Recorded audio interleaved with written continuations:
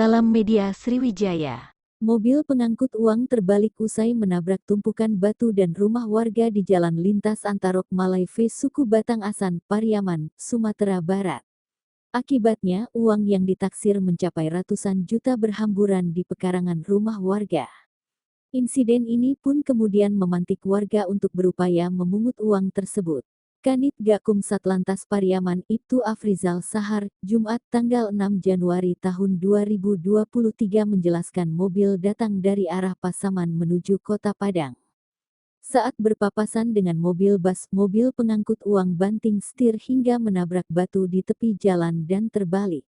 Melihat kejadian tersebut, warga sekitar pun langsung berinisiatif memungut uang yang berserakan. Sementara pihak kepolisian mendatangi lokasi dan membujuk warga yang membantu memungut uang agar dikembalikan. Sementara kerugian yang dialami dalam kecelakaan itu sekitar 60 juta. Sedangkan sopir dan 2 penumpang mengalami luka ringan dan sudah menjalani perawatan di RSUD Pariaman.